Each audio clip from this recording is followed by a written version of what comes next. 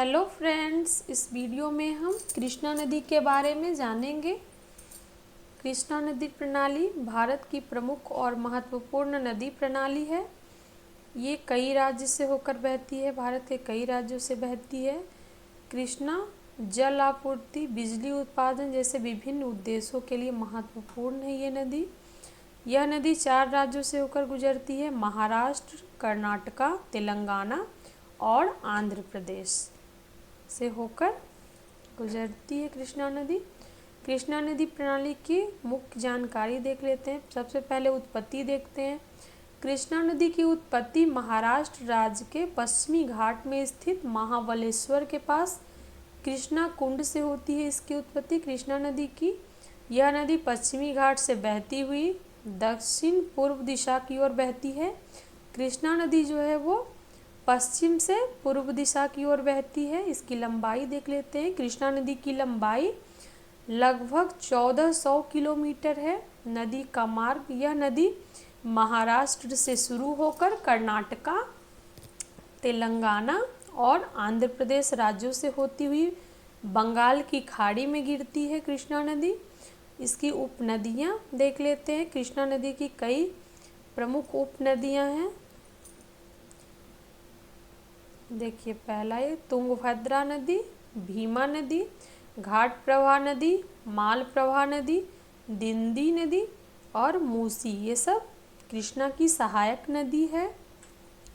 इसका जल ग्रहण क्षेत्र देख लेते हैं। कृष्णा नदी का जल ग्रहण क्षेत्र जो है लगभग 2,58,948 वर्ग किलोमीटर है। यह जल ग्रहण क्षेत्र महाराष्ट्र, कर्नाटका, तेलंगाना और आंध्र प्रदेश राज्यों में फैला हुआ है।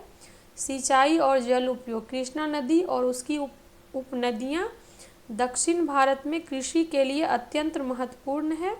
इसके पानी का उपयोग सिंचाई, पीने के पानी और उद्योग के लिए किया जाता है। इस नदी पर कई प्रमुख जलाशय और बांध बने हुए हैं, जैसे नागार्जुन बांध आंध्र प्रदेश में बना हुआ है, श्री सैलम बांध आंध्र प्रदेश और तेलंगाना के बीच है, अलमाट्टी बांध कर्नाटका में है, कृष्णाराज सागर बांध ये भी कर्नाटका में है। जल विद्युत, कृष्णा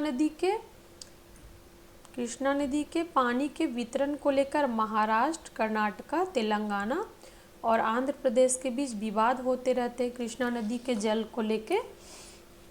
इसके समाधान के लिए कृष्णा जल विवाद न्याय अधिकरण का गठन किया गया था, जो इस राज्यों के बीच जल वितरण के मामलों पर निर्णय लेता है। ये 4 राज्य जो हैं महाराष्ट्र, कर्नाटका, तेलंगाना और आंध्र प्रदेश, इसके बीच पानी को जल वितरण को लेकर विवाद होता है। तो ये जो है KWDT का गठन किया गया इसके लिए कि इन राज्यों के बीच जल वितरण के मामलों में ये निर्णय लेता है ये संगठन।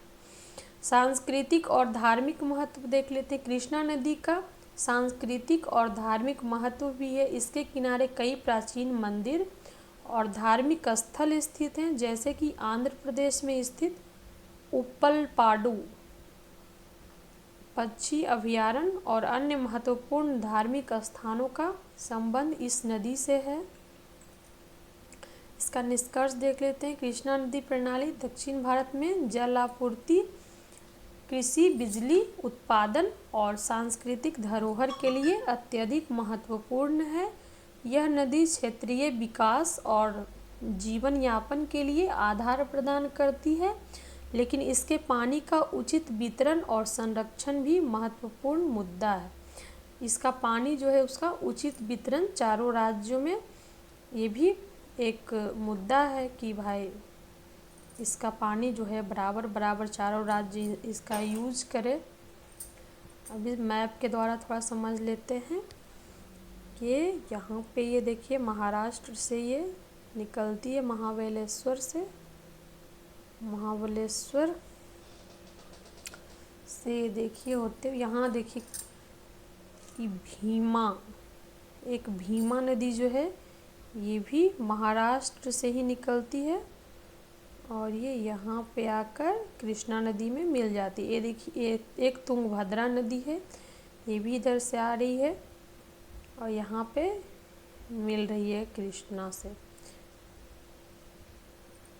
और ये कृष्णा यहाँ से होते हुए ये देखिए आंध्र प्रदेश पहुँचती। आंध्र प्रदेश के बाद ये बंगाल की खाड़ी में अपना जल गिरा देती है।